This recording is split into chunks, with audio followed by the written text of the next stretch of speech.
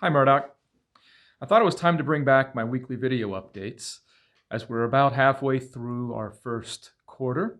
And I just wanted to check in and make sure everybody has an update on where we stand with the high school reopening, why we are not currently open, the reopening phases, and just a few other little check-ins. So first, I'd just like to say we finally have worked out, it feels like, all of our Zoom meeting kinks and things are going along well. I don't believe anyone is any longer blocked out of Zoom meetings due to passwords or anything like that. So I think we're moving along smoothly. Please don't forget to get into those meetings, your Zoom classrooms on time if you can for every day so that we can make that attendance proper. Also get into your Google Classrooms. If you're not able to get onto Zoom meetings, it's especially important. You need to complete that work regardless. And turn in that work so that where teachers can get that graded properly. These are regular school days. Attendance counts. Grades count. All of those things are still just like they were last year. So everything counts. Let's make sure you're doing the right things. And if you have any issues, make sure you communicate with your teachers on a regular basis. You can communicate with them through Google Classroom. You can communicate with them through email. If you're having difficulties, please reach out to me. Many of you have. So please feel free to do that. In terms of where we're at with the high school, maybe some of you have heard rumors. There's been a lot going on with school committee. So first off, we are currently fully remote. We were fully remote because we couldn't serve both the hybrid model and the remote students at the same time with our teachers. We just didn't really have enough staff to serve all of you. So that's why we ended up having to go fully remote. In the meantime, we've found we had some basically HVAC or air conditioning heating issues. Don't get excited, we didn't get air conditioning put in. But really what it is we have fresh air is brought into each of your classrooms every day. The problem we have discovered is that when the heat turns on, the fresh air closes and you're no longer able to bring in fresh air. It's really important during the times of COVID and this pandemic that we're able to get the fresh air and exchange that with the air in a classroom. So we're currently working on resolving that. Should be resolved here very soon. We're working through the district at different paces. There are 4 reopening phases for the district as a whole.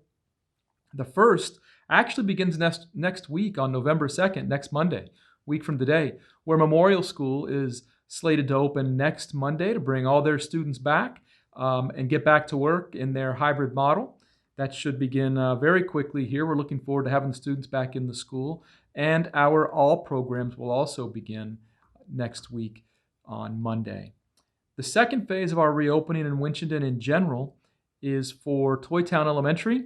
Maybe you've heard some of this, but the Toytown Elementary School is having some severe HVAC issues, that air exchange once again.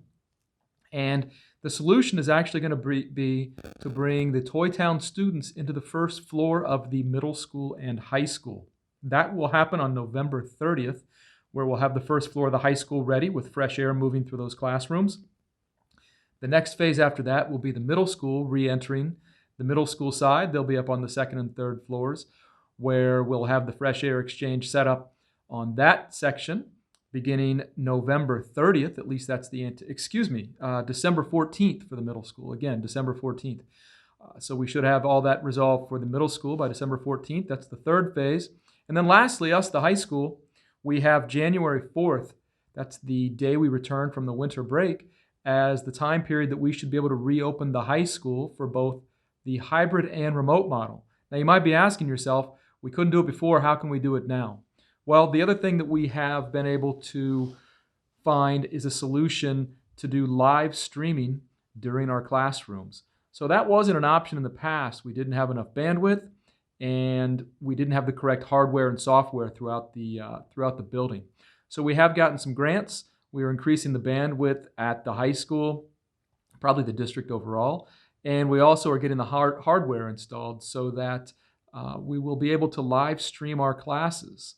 So what that'll mean is we can have hybrid students back in the building. If you have opted for that during any of our surveys, you'll be able to attend school on one of the cohort models. We'll be getting details out for that a little bit later, but then the remote students will still be able to be at home The good news with the live streaming solution is that nobody's schedules will have to be disrupted. You will maintain your schedules with your current teachers. There might be a few exceptions, but that is the goal, where as our students are here doing their hybrid learning, we will also be live streaming to those remote students. So we'll also be getting some cameras and some microphones for the teachers so that we can do a good job on that. And that way we can get back to having some students in our building and making this place feel the way it's supposed to. So the other piece that's going on, we do have some sports rolling out there these days. We've got field hockey happening, we've got some soccer happening, and we've got some cross country. So continued success to all of you. I know you guys have been working hard. I know there's very few spectators due to the limitations, but I've been driving by. I don't actually have a pass to get in, but I've been driving by and seeing you guys playing games. I see that going on. I know football is practicing. I believe cheer is practicing as well. So there's actually a decent amount of activity going on across our building right now. So those are the updates. Again, we're targeting January 4th to get back into our building and get back to sort of some level of normalcy.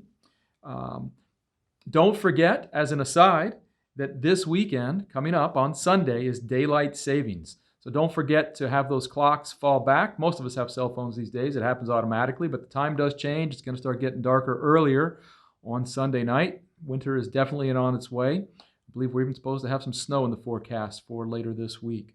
So looking forward to seeing you guys in the near future. Hope all is going well. And please reach out to myself or Miss Weeks if you have any questions, comments, or concerns. We look forward to hearing from you guys and look forward to seeing you soon. All right? Have a great week.